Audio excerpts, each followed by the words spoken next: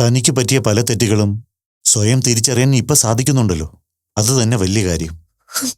ചെയ്ത തെറ്റുകൾക്കുള്ള ഏറ്റവും വലിയ പരിഹാരം അത് സ്വയം തിരിച്ചറിയുന്നതും പശ്ചാത്തപിക്കുന്നതും തന്നെയാ. ഇനി തന്റെ പ്രാർത്ഥനകൾ ഈശ്വരൻ കേൾക്കും, അതിനെല്ലാ പരിഹാരവും ഉണ്ടാവും. എന്റെ മോനൊന്ന് തിരിച്ചു വന്നാൽ മാത്രം മതി, മറ്റൊന്നും എനിക്ക് വേണ്ട. ഭഗവാനെ, അവനെ എത്രയും വേഗം എനിക്ക് തിരിച്ചു തരണേ.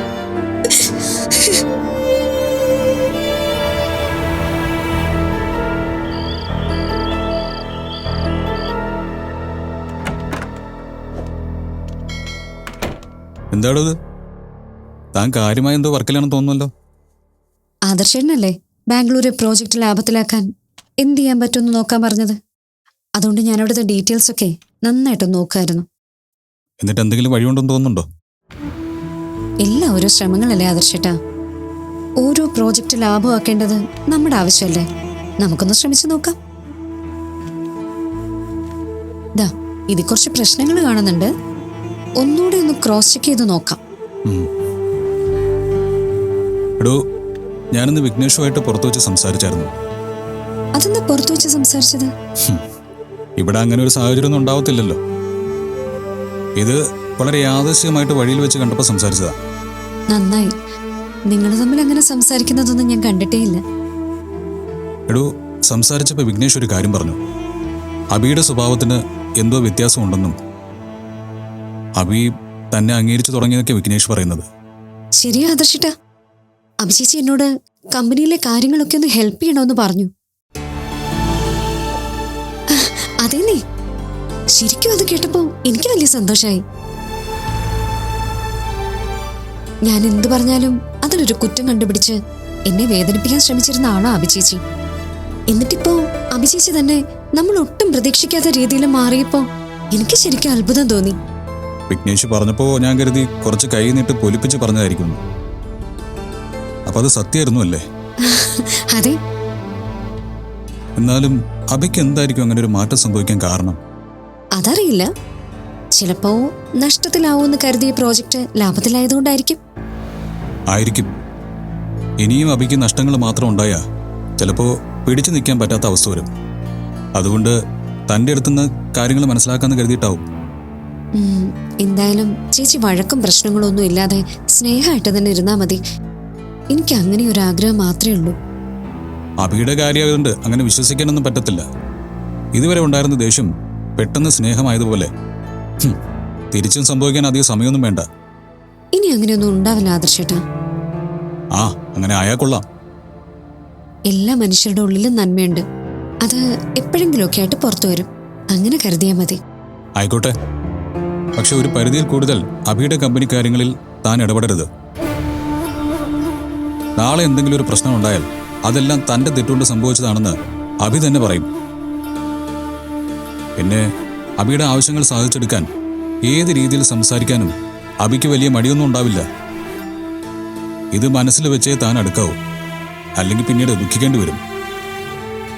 ആദർശേട്ടന്റെ ചേച്ചിയല്ലേ അഭിചേച്ചി? എന്നിട്ടാണോ ചേച്ചി ഇങ്ങനെ കുറ്റം പറയുന്നത്? ഞാനിത് കുറ്റമായിട്ട് പറഞ്ഞതല്ല. അബിയുടെ സ്വഭാവം താൻ മനസ്സിലാക്കാതെ അബി പറയുന്ന വാക്കുകൾ വിശ്വസിച്ച് പെരുമാറിയിട്ട് അവസാനം താൻ തന്നെ വിഷമിക്കാതിരിക്കാനായിട്ട് ഒരു മുൻകരുതലിന് പറഞ്ഞതേ ഉള്ളൂ. ഒരു വർക്ക് ഭാഗ്യത്തിന്റെ ലാഭത്തിലാക്കാൻ തനിക്ക് കഴിഞ്ഞു. അതിനെല്ലാവരും തന്നെ ആവശ്യത്തിൽ കൂടുതൽ പുകഴ്ത്തുന്നുമുണ്ട്. അതിൽ മതിമറന്ന് കെണിയിലൊന്നും പോയി ചാടാതിരിക്കാൻ ഞാൻ പറഞ്ഞതേ ഉള്ളൂ. സൂക്ഷിച്ചാ ദുഃഖിക്കേണ്ടെന്നല്ലേ പറയാറ്. ഞാൻ ശ്രദ്ധിച്ചോളാം ആദർശേട്ടാ. പിന്നെ ബാംഗ്ലൂരെ പ്രോജക്റ്റിൽ ചില മാറ്റങ്ങളൊക്കെ വരുത്തിയ നമുക്കത് ലാഭത്തിലാക്കാൻ പറ്റിയേക്കും.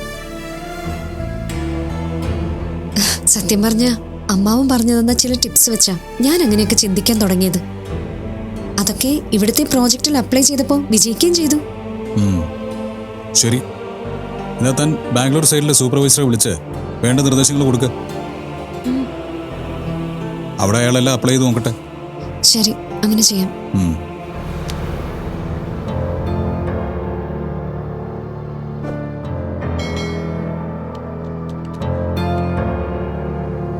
നമ്മുടെ പുതിയ സ്ട്രാറ്റജി വർക്കാവുന്നുണ്ടല്ലോ, അതറിഞ്ഞാൽ മതി എനിക്ക്. ഒരു കാര്യം ഏറ്റെടുത്തിട്ട് നമ്മൾ അതിൽ പരാജയപ്പെട്ടു പോകാൻ പാടില്ല. ഇനി ഈ രീതി തന്നെ മുന്നോട്ട് പോട്ടെ. കമ്പനിക്ക് കിട്ടുന്ന ലാഭത്തിൽ നിന്ന് ഒരു പങ്ക് സ്റ്റാഫിന് നൽകുന്നതിനെ കുറിച്ച് ഞാൻ ആലോചിക്കുന്നുണ്ട്. എല്ലാവരോടും ഉത്സാഹത്തോടെ ജോലി ചെയ്യാൻ പറയും. ഓക്കെ, ശരി. വിഘ്നേഷ് ചേട്ടാ, ഒരു ഹാപ്പി ന്യൂസ് ഉണ്ട്. എന്താടോ? മീര പറഞ്ഞ കാര്യങ്ങൾ ഞാൻ അന്ന് തന്നെ നമ്മുടെ പ്രോജക്റ്റിൽ അപ്ലൈ ചെയ്തിരുന്നു. സംഭവം വർക്കാവുന്നുണ്ടെന്ന് സ്റ്റാഫ് വിളിച്ചു പറഞ്ഞു. നമ്മുടെ നഷ്ടം കുറഞ്ഞു വരുന്നുണ്ടെന്ന്. ആഹാ, ഓ, ഇപ്പൊ എനിക്ക് സന്തോഷായില്ലേ? സന്തോഷായി. എടോ, വാശിയും വൈരാഗ്യവും വഴക്കുമെല്ലാം നമുക്ക് നഷ്ടങ്ങൾ മാത്രമേ ഉണ്ടാക്കൂ. അതേസമയം സ്നേഹവും സൗഹാർദ്ദവും ലാഭങ്ങൾ എല്ലാ തരത്തിലും ഉണ്ടാക്കി തരുമെന്ന് തനിക്ക് ഇപ്പോഴെങ്കിലും മനസ്സിലായല്ലോ. അതെ, അത് സത്യമാണ്. മീര എന്നോട് സംസാരിച്ചതുകൊണ്ടും അവൾ ഇതെല്ലാം എന്നോട് പറഞ്ഞതുകൊണ്ടുവാ ഇങ്ങനൊരു മാറ്റം കമ്പനിയിൽ കൊണ്ടുവരാൻ നമുക്ക് സാധിച്ചത്. അതെ, കമ്പനി ലാഭത്തിലാക്കാൻ താൻ മറ്റെന്തൊക്കെയോ ചെയ്തു. ഒരു കാര്യമില്ലാതെ തന്റെ അങ്കിളിനെ ജയിലിൽ നിന്ന് ഇറക്കാൻ കാശ് എത്ര ചെലവാക്കിയെന്നറിയാലോ. എന്നിട്ട് എന്തെങ്കിലും പ്രയോജനം ഉണ്ടായോ? അങ്കിളുടെ കാര്യം ഇപ്പൊ ഇതിനിടയിൽ വലിച്ചഴക്കേണ്ട വിഘ്നേഷ് ചേട്ടാ. അന്നത്തെ സാഹചര്യത്തിൽ അതാണ് ശരിയെന്ന് എനിക്ക് തോന്നി. ഞാനത് ചെയ്തു. ഇന്നെനിക്ക് ഇതാണ് ശരിയെന്ന് തോന്നുന്നു, അത്രേ ഉള്ളൂ. അല്ലാതെ ഒന്ന് കിട്ടുമ്പോ മറ്റൊന്ന് തെറ്റായിരുന്നു എന്ന് അതിനർത്ഥമില്ല. അല്ലെങ്കിലും എന്നെങ്കിലും തനിക്ക് പറ്റിയ തെറ്റുകൾ താൻ തെറ്റായിരുന്നെന്ന് അംഗീകരിച്ചിട്ടുണ്ടോ? വിഘ്നേഷ് ചേട്ടന് പല കാര്യത്തിലും അങ്കിളിനോട് ദേഷ്യമുണ്ടെന്ന് കരുതി എന്റെ അമ്മാവനാണ് മഹിയങ്കിൾ എന്നുള്ള കാര്യത്തിൽ മാറ്റമൊന്നുമില്ല. ആരോട് സ്നേഹമില്ലാത്ത സ്വാർത്ഥനും ക്രിമിനലുമായ ഒരു അമ്മാവനെ സംരക്ഷിക്കണമെന്ന് ആരും പറയില്ല. നമ്മുടെ നിലനിൽപ്പിന് ഭീഷണിയായിട്ട് ആരെതിരെ വന്നാലും അവർക്കെതിരെ യുദ്ധം ചെയ്യണമെന്നല്ലേ പുരാണങ്ങളിൽ പോലും പറഞ്ഞിരിക്കുന്നത്. ഓഹോ, അപ്പൊ പുരാണൊക്കെ അറിയാല്ലേ? പിന്നെ കുട്ടിക്കാലത്ത് എത്രയോ സീരിയലുകൾ കണ്ടിരിക്കുന്നു. എടോ, അന്നേ താൻ മീരയായിട്ട് സൗഹൃദം സ്ഥാപിച്ചിരുന്നെങ്കിലേ ഒരു പ്രോജക്റ്റ് ചെയ്യാനുള്ള ക്യാഷ് ബാങ്കിൽ തന്നെ കിടന്നേനെ. മതി, നമുക്ക് ആ കാര്യം വിട്ടേക്കാം. മഹിയങ്കിളിനെ പുറത്തിറക്കിയതില് എനിക്ക് പ്രത്യേകിച്ച് നഷ്ടബോധമോ കുറ്റബോധമോ ഒന്നുമില്ല. അങ്കിൾ പറഞ്ഞിരുന്നു ഈ പ്രോജക്റ്റ് നമുക്ക് നഷ്ടം ഉണ്ടാവുമെന്ന്. അതുപോലെ ആദർശിന്റെ പ്രോജക്റ്റ് നഷ്ടത്തിലാവൂന്ന് പറഞ്ഞിരുന്നു. എടോ, ഒരു പ്രോജക്റ്റ് നഷ്ടത്തിലാവുന്നൊക്കെ പറയുന്നത് വളരെ എളുപ്പമാണ്. അത് എങ്ങനെ ലാഭത്തിലാവുമെന്ന് ചെയ്ത് കാണിക്കാനാ ബുദ്ധിമുട്ട്. അതിപ്പോ എങ്ങനെയാണെന്ന് മീര ചെയ്ത് കാണിച്ചില്ലേ? മീര ചെയ്ത് കാണിച്ചു. അതുകൊണ്ട് ഞാൻ അവൾ അംഗീകരിച്ചതും സഹായം ചോദിച്ചതും എല്ലാം. തന്റെ ആവശ്യം കഴിഞ്ഞ് വീണ്ടും പഴയതുപോലെ വഴക്കും ബഹളം തുടങ്ങാനാണോ തന്റെ പ്ലാൻ? അങ്ങനെ ഒരു പ്ലാനും എനിക്കില്ല. ഞാനൊരു കാര്യം തീരുമാനിച്ചത് തന്നെയാ. അതിലൊരു മാറ്റവും ഇല്ല. ഞാൻ വളരെ ആലോചിച്ചാണ് മീരയോടുള്ള സമീപനത്തിൽ മാറ്റം വരുത്തിയത്. ശരി, അങ്ങനെയാണെങ്കിൽ കുഴപ്പമില്ല. എല്ലാം നല്ലതിനാണെന്ന് തന്നെ കരുതാം. ഞാൻ മീരയോടുള്ള സമീപനത്തിൽ മാത്രമാണ് മാറ്റം വരുത്തിയത്. അത് കണ്ടുകൊണ്ട് എന്നെ ഭരിക്കാൻ വരാൻ ശ്രമിക്കണ്ട. മീരയെ സംരക്ഷിക്കാൻ ആദർശമുണ്ട്. നിങ്ങൾ കൂടുതൽ സംരക്ഷകനാകേണ്ട ആവശ്യമില്ല. എനിക്കൊരു സഹായം വേണമായിരുന്നു. മീര എനിക്കത് ചെയ്തു തന്നു. എനിക്കതിന് അവളോട് നന്ദിയുണ്ട്. അതുകൊണ്ട് മീരയ്ക്കൊരു സമ്മാനം കൊടുക്കണം. അതൊക്കെ നല്ല കാര്യം. തന്റെ ഇഷ്ടം പോലെ അങ്ങ് ചെയ്യും.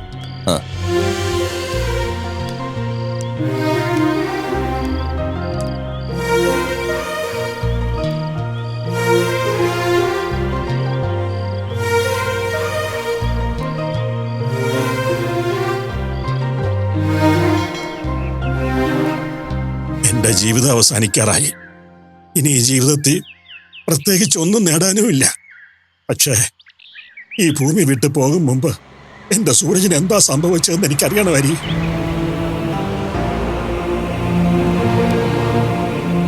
നമ്മളാരും ശ്രമിക്കാഞ്ഞിട്ടല്ലോ, പറ്റാവുന്ന രീതിയിലെല്ലാം അന്വേഷിച്ചു. സൂരജിന്റെ മുത്തശ്ശൻ കർണാടകയിൽ വരെ പോയി തിരക്കിയതല്ലേ. നമ്മൾ ഇനി എന്താ ചെയ്യേണ്ടത്? കൂടുതൽ അന്വേഷണങ്ങളും മൊബൈൽ ഫോണിന് ട്രേസ് ചെയ്താ നടത്തുന്നത്. ആ ഭാഗത്ത് റേഞ്ച് ഇല്ലാത്തതുകൊണ്ടും സൂരജിന്റെ ഫോൺ നമ്പർ സ്വിച്ച് ഓഫ് ആയതുകൊണ്ടും ആ വഴിക്കും പോലീസുകാർക്ക് മുന്നോട്ട് പോകാൻ സാധിക്കുന്നില്ല. പക്ഷെ അവരന്വേഷിച്ചിട്ട് ഒരു വിവരവും കിട്ടുന്നില്ലെന്ന് അവരംഗീകരിക്കില്ല. നമ്മൾ ചെന്ന് തിരക്കുമ്പോൾ അന്വേഷണം നടക്കുകയാണെന്നും വിവരം കിട്ടിയ ഉടനെ അറിയിക്കാമെന്നും പറയും. അവരത്രയ്ക്ക് ഉത്തരവാദിത്വമേ കാണിക്കൂ. കാണാതെ പോയത് അവരുടെ ആരും അല്ലല്ലോ. ഏതോ നാട്ടിൽ നിന്ന് ജോലിക്കായി അവിടെ ചെന്ന ഒരാളെ കാണാതായാൽ അവർക്കെന്താ? നമ്മളാവുന്ന രീതിയിൽ പ്രഷർ ചെലുത്തി ഹയർ ഓഫീസേഴ്സിനെ കൊണ്ടും മിനിസ്റ്ററെ കൊണ്ടും പറയിപ്പിച്ചതാ. ആ സമയത്ത് കുറച്ച് പോലീസുകാർ പല സ്ഥലങ്ങളിലും പോയി സൂരജിന്റെ ഫോട്ടോ കാണിച്ചും മറ്റും 4 പേരോട് അന്വേഷിക്കും. അതിനുശേഷം വീണ്ടും അവര് മറ്റു കേസുകളിലേക്ക് പോകും. അവിടെ സംഭവിക്കുന്നത് ഹരി പറയുന്ന പോലൊക്കെ തന്നെയാണെന്ന് എനിക്കും ബോധ്യപ്പെട്ട കാര്യമാണല്ലോ. പക്ഷേ അവർക്ക് സൂരജിനെ കണ്ടെത്തേണ്ടത് അത്ര അത്യാവശ്യമുള്ള കാര്യമല്ലെന്ന് കരുതി നമുക്ക് ആ ശ്രമം ഉപേക്ഷിക്കാൻ പറ്റില്ലല്ലോ. ഇവിടെ ഇപ്പൊ പലരും സൂരജിനെ മറന്നു തുടങ്ങിയോ എന്ന് പോലും എനിക്ക് സംശയമുണ്ട് ഹരി. ഏയ്, ഒരിക്കലും അങ്ങനെ ആർക്കും സൂരജിനെ മറക്കാനോ ഉപേക്ഷിക്കാനോ ഒന്നും കഴിയില്ല. പക്ഷേ നമ്മളെ കൊണ്ടാവും പോലെ എല്ലാം ചെയ്തു കഴിഞ്ഞിട്ടും അറിയാൻ സാധിക്കുന്നെങ്കിൽ പിന്നെ നമ്മൾ എന്താ ചെയ്യുക? അങ്ങനെ ചോദിച്ചാ എനിക്ക് മറുപടി ഇല്ല ഹരി. നമ്മളെ കൊണ്ട് സാധിക്കില്ലെന്ന് നമ്മൾ ഉറപ്പിച്ച പിന്നെ നമുക്കൊരിക്കലും അതിനപ്പുറം ഒന്നും ചെയ്യാൻ സാധിക്കില്ല. ഒരു ലക്ഷ്യം ഉറപ്പിച്ച് അതിന്റെ എല്ലാ സാധ്യതകളും തേടാൻ തുടങ്ങുമ്പോൾ വഴികൾ താനെ മുന്നിൽ തെളിയും. ഞാൻ നിങ്ങളെ ആരെയും കുറ്റപ്പെടുത്തിയതല്ല. നിങ്ങളെ കൊണ്ട് സാധിക്കുന്ന രീതിയിലെല്ലാം നിങ്ങളെല്ലാവരും ശ്രമിച്ചു എന്ന് എനിക്കറിയാം. അവിടുത്തെ അവസ്ഥ ഞാൻ ഇവിടെ നിന്ന് ഇപ്പൊ പറയുന്ന പോലെ അത്ര എളുപ്പത്തിൽ അന്വേഷിക്കാൻ പറ്റുന്ന സാഹചര്യങ്ങൾ ഉള്ളതുമല്ല. ഭാഷ തന്നെ വലിയൊരു പ്രശ്നമാണ്. നമ്മൾ പറയുന്നതൊന്നും അവർക്ക് ശരിയായി മനസ്സിലാവുക പോലുമില്ല. എല്ലാ വഴിക്കും തടസ്സങ്ങൾ മാത്രമാണ് മുന്നിലുള്ളത്. അതുകൊണ്ട് കുറച്ചു നാള് ശ്രമിച്ചു കഴിയുമ്പോ ആരുടെ മനസ്സായാലും അടുത്തു പോവും. അങ്ങനെ പറയല്ലേ. സൂരജ് എനിക്കെന്റെ സ്വന്തം മകൻ തന്നെയാണ്. മനസ്സും അടുത്തു പോകാനും അന്വേഷണം നിർത്താനും ഒരിക്കൽ പോലും ഞാൻ ചിന്തിച്ചിട്ടില്ല. ഇപ്പോഴും അതിനുവേണ്ടി ആവും വിധം എല്ലാം ചെയ്യുന്നുണ്ട്. പക്ഷേ നമ്മൾ എന്തൊക്കെ ചെയ്തുവെന്നോ ചെയ്യുന്നുണ്ടെന്നോ പറയുന്നതിലും ആരെയെങ്കിലും ബോധിപ്പിക്കാൻ ശ്രമിക്കുന്നതിലും അർത്ഥമൊന്നുമില്ല. സൂരജിനെ കണ്ടെത്തുന്നത് വരെ എല്ലാ ശ്രമങ്ങളും എന്തോ കാട്ടിക്കൂട്ടലായി മാത്രമേ മറ്റുള്ളവർക്ക് തോന്നൂ. അത് ശരിയാണ്.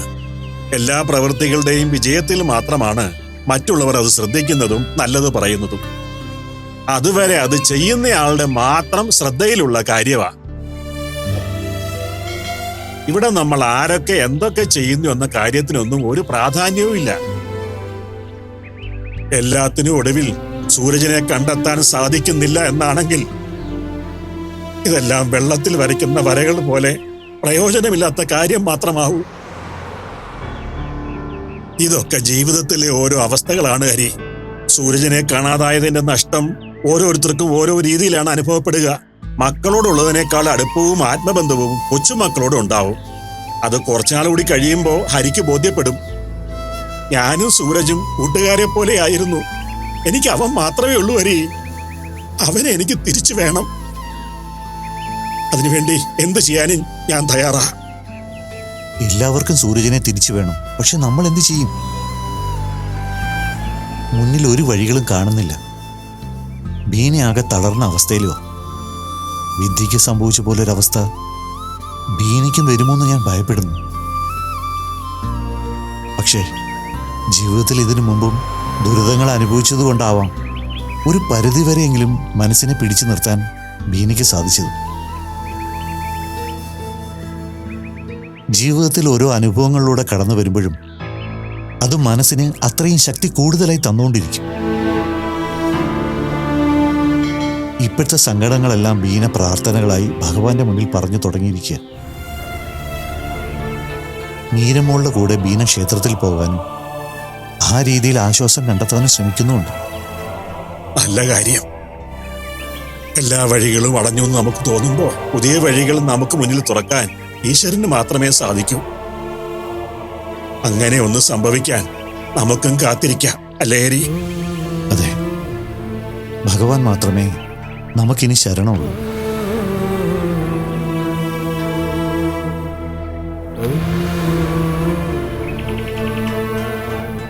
വിദ്യയുടെ കാര്യത്തില് ഇനി നമ്മൾ എന്താ ചെയ്യണ്ടേ? നമുക്ക് ചെയ്യാൻ പറ്റുന്നതൊക്കെ നമ്മൾ ചെയ്തില്ലേ തന്നെ? അങ്ങനെ പറഞ്ഞൊഴിഞ്ഞാ മതിയോ? അവള് ഈ ഒരു അവസ്ഥയിൽ കാണാൻ എനിക്ക് വയ്യ. വിഷമം ഞങ്ങൾക്കും ഉണ്ട് എന്ന് കരുതി എന്ത് ചെയ്യാൻ സാധിക്കും? വിദ്യക്കുള്ള ഏറ്റവും നല്ല മരുന്ന് സൂരജ. സൂരജിനെ കണ്ടെത്തി തിരിച്ചു കൊണ്ടുവരാൻ എല്ലാവരും ശ്രമിക്കുന്നുമുണ്ട്. സൂരജ് എവിടെയാണെന്നൊന്നും ആർക്കും അറിയില്ലല്ലോ. സത്യം പറഞ്ഞ ജീവനോടെ ഉണ്ടെന്ന് പോലും ഉറപ്പില്ല. സാഹചര്യത്തില് നമ്മളിനി സൂരജ് തിരിച്ചു വരുമെന്നൊരു പ്രതീക്ഷയിലിരിക്കണോ? താൻ പിന്നെ എന്താ ഉദ്ദേശിക്കുന്നത്? എന്തായാലും തുറന്നു പറയേ. അത് പിന്നെ അവളുടെ മനസ്സിന് മാറ്റം ഉണ്ടായി പഴയതുപോലെ ആകണമെങ്കിൽ ഈ സാഹചര്യത്തിൽ നിന്നും വിദ്യ മാറണം. അങ്ങനെ എനിക്ക് തോന്നുന്നത്. മറ്റൊരു വിവാഹത്തെക്കുറിച്ചാണോ അമ്മ പറഞ്ഞു വരുന്നത്? ഉടനെ വേണമെന്നല്ല, പക്ഷെ സൂരജിനെ പ്രതീക്ഷിച്ച് വിദ്യയുടെ ജീവിതം നശിപ്പിക്കാൻ പറ്റുമോ? തനിക്കിതെന്താ തന്നെ? വിദ്യ മറ്റൊരു വിവാഹത്തിന് തയ്യാറാകുമെന്ന് തനിക്ക് തോന്നുന്നുണ്ടോ? നിങ്ങൾ എന്നെ കുറ്റപ്പെടുത്തുന്നതിന് മുൻപ് ഞാൻ പറയുന്ന ഒന്ന് കേൾക്ക്. വിദ്യയുടെ അസുഖം മാറി എന്റെ മോളെ പഴയതുപോലെ എനിക്ക് തിരിച്ചു വേണം. അതിനുവേണ്ടിയാണ് ഞാൻ ആഗ്രഹിക്കുന്നതും പ്രാർത്ഥിക്കുന്നതും. സൂരജ് തിരിച്ചു വന്ന വിദ്യ സൂരജിന് വിവാഹം കഴിപ്പിച്ചു കൊടുക്കുന്നതിൽ എനിക്ക് എതിർപ്പില്ല. പക്ഷെ ഈ സാഹചര്യത്തിൽ സൂരജ് എന്തെങ്കിലും തിരിച്ചു വരുമെന്നുള്ള പ്രതീക്ഷ നിങ്ങൾക്ക് രണ്ടുപേർക്കും ഉണ്ടോ?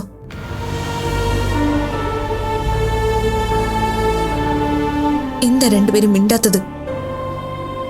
എനിക്കറിയാം രണ്ടുപേർക്കും ആ വിശ്വാസം ഇല്ല. അപ്പൊ പിന്നെ വിദ്യക്ക് മറ്റൊരു വിവാഹം ആലോചിക്കുന്നതിൽ എന്താ തെറ്റ്? അമ്മ പറയുന്നതൊക്കെ എനിക്ക് മനസ്സിലാവുന്നുണ്ട്. പക്ഷേ ഇപ്പൊ വിദ്യയെ മറ്റൊരു വിവാഹത്തിന് നിർബന്ധിക്കുന്നത് കൂടുതൽ പ്രശ്നങ്ങൾ ഉണ്ടാക്കുകയുള്ളൂ. അതിന് ഞാൻ ഒരിക്കലും സമ്മതിക്കില്ല. വിശാല് പറഞ്ഞതാ ശരി. വിദ്യമോളുടെ മനസ്സ് മുഴുവൻ സൂരജ. ആ അവസ്ഥയിൽ മറ്റൊരാളെ സ്നേഹിക്കാനോ അംഗീകരിക്കാനോ അവൾക്ക് പറ്റില്ല. അവളുടെ മനസ്സിന് ടെൻഷൻ കൊടുക്കണ ഒന്നും ചെയ്യാൻ ഞാൻ സമ്മതിക്കില്ല. നിങ്ങൾ എന്താ എന്നെ മനസ്സിലാക്കാത്തത്? ഞാനൊരു അമ്മയല്ലേ? എന്റെ മകള് ഇങ്ങനൊരു അസുഖക്കാരിയെ പോലെ ഒരു മുറിയിൽ അടച്ചുപൂട്ടി ഇരിക്കുന്നത് കണ്ട് എത്ര നാൾ ഞാൻ ജീവിക്കും? ഇതിനൊക്കെ ഒരു പരിഹാരം ഉണ്ടാവണ്ടേ? അതൊക്കെ ശരിയാ. വിദ്യയുടെ അവസ്ഥയിൽ എല്ലാവർക്കും സങ്കടമുണ്ട്. പക്ഷെ അതിനുള്ള പരിഹാരം ഒരിക്കലും ഒരു വിവാഹമല്ല. പിന്നെ നമ്മൾ എന്താ ചെയ്യണ്ടേ? എടുത്തു ചാടി വിവാഹം നടത്തണമെന്നല്ല ഞാൻ പറഞ്ഞത്. പക്ഷെ അതിനുവേണ്ടി നമ്മൾ ശ്രമിക്കണ്ടേ? സാവകാശം വിദ്യ കാര്യങ്ങൾ പറഞ്ഞ് മനസ്സിലാക്കി മനസ്സ് മാറ്റിയെടുക്കണം. ഡന്നിക്കെന്താ പറയുന്ന മനസ്സിലാവാത്തെ? നമ്മളിപ്പോ അത് ശ്രമിച്ചാൽ ഗുണത്തേക്കാളേറെ ദോഷമേ ഉണ്ടാവും. അമ്മയുടെ എടുത്തുചാട്ടുവാ ഒരു പരിധിവരെ ഈ പ്രശ്നങ്ങളെല്ലാം ഉണ്ടാക്കിയത്. ആദ്യമേ അവരുടെ മനസ്സ് മനസ്സിലാക്കി വിദ്യക്കൊപ്പം നിന്നിരുന്നെങ്കിൽ കുറെ പ്രശ്നങ്ങൾ ഒഴിവായി തന്നെ. നീ എന്നെ കുറ്റപ്പെടുത്തുകയാണോ? എനിക്കറിയാം അവസാനം എല്ലാ കുറ്റവും എന്റെ തലയിൽ വരും. ഞാൻ കുറ്റപ്പെടുത്തിയതല്ല, ഇത് അമ്മ എന്നെ കൊണ്ട് പറയിച്ചതാ. ഡന്നി, താൻ പറയുന്ന തന്റെ സങ്കടവും ടെൻഷനും ഒക്കെ കൊണ്ടായിരിക്കാം. പക്ഷെ അത് വീണ്ടും പ്രശ്നങ്ങളിലേക്ക് വഴിവെക്കുമെന്ന് താനെന്താ മനസ്സിലാക്കാത്തെ? എനിക്കറിയില്ല മനോജേട്ടാ. എനിക്ക് എന്റെ മകളെ പഴയതുപോലെ തിരിച്ചു കിട്ടിയാൽ മാത്രം മതി. നിങ്ങൾക്കറിയാമോ, ഞാനൊന്ന് മനസ്സമാധാനമായിട്ട് ഉറങ്ങിയിട്ട് എത്രയോ ദിവസങ്ങളായി. കണ്ണടച്ച ഒരു ഭ്രാന്തിയെ പോലെ അലറി വിളിക്കുന്ന വിദ്യയുടെ മുഖം കാണുന്നത്. ധന്യ, താൻ വിഷമിക്കാതെ. നമ്മളിപ്പോ ചെയ്യേണ്ടത് വിദ്യയ്ക്ക് കുറച്ച് സമയം കൊടുക്കുക എന്നതാ. പതിയെ അവൾ പഴയ വിദ്യയായിട്ട് വരും. അതെ, അതിനുവേണ്ടിയല്ലേ നമ്മളെല്ലാം ശ്രമിക്കുന്നത്. ഈ ശ്രമങ്ങളൊക്കെ കൊണ്ട് എന്തെങ്കിലും പ്രയോജനം ഉണ്ടാകുമെന്ന് എനിക്കറിയില്ല. പക്ഷെ എന്റെ മകളുടെ കാര്യത്തിൽ ഞാനൊരു സ്വാർത്ഥയും. വൈകാതെ വിശാലിന് വിവാഹ സമയമാവും. നാളെ ഇവന്റെ വിവാഹം കഴിഞ്ഞ് മറ്റൊരു പെൺകുട്ടി കൂടി ഈ വീട്ടിലേക്ക് വന്നു കഴിയുമ്പോൾ എന്റെ മോള് അവൾക്കൊരു ഭാരമാവും. അന്ന് അവൾ ഒരുപാട് വേദനിക്കും. എന്റെ അമ്മയെ, സത്യത്തിൽ അമ്മയുടെ ഈ സംസാരം കേട്ടിട്ട് എന്തു പറയണമെന്നറിയില്ല. നാളെ ഞാനൊരു വിവാഹം കഴിച്ചെന്നും പറഞ്ഞ് സ്വന്തം അച്ഛനെയും അമ്മയും കൂടപ്പിറപ്പിനെയും ഉപേക്ഷിക്കുന്നവനല്ല ഞാൻ. ഇനി അതുമാത്രമല്ല, എന്റെ സഹായം ഇല്ലാതെ ഒറ്റയ്ക്ക് ജീവിക്കാനുള്ള അവസ്ഥയിലേക്ക് വിദ്യ ഉടനെ മാറും. ഇനി അഥവാ അതിന് സമയമെടുത്താ അങ്ങനെ സംഭവിക്കുന്നത് വരെ ഞാൻ വിവാഹം കഴിക്കുന്നില്ല. എൻ്റെ മകൾക്ക് ഞാൻ ആവശ്യത്തിനുള്ള വിദ്യാഭ്യാസം കൊടുത്തിട്ടുണ്ട്. അതുകൊണ്ട് ഒരു ഭർത്താവ് വേണം അവളെ സംരക്ഷിക്കാൻ എന്ന ചിന്തയൊന്നും എനിക്കില്ല. വിദ്യ പഴയതുപോലെ ആക്റ്റീവ് ആയതിനു ശേഷം അവളെ ഇഷ്ടം പോലെ ജീവിക്കട്ടെ. അതിന് ഞാൻ വിദ്യയെ പ്രോത്സാഹിപ്പിക്കും. അതിപ്പോ വിവാഹം കഴിച്ചിട്ടാണെങ്കിൽ അങ്ങനെ, അല്ലെങ്കിൽ അങ്ങനെ. അച്ഛൻ പറഞ്ഞത് ശരി. എനിക്കും അത് തന്നെയാ പറയാനുള്ളത്.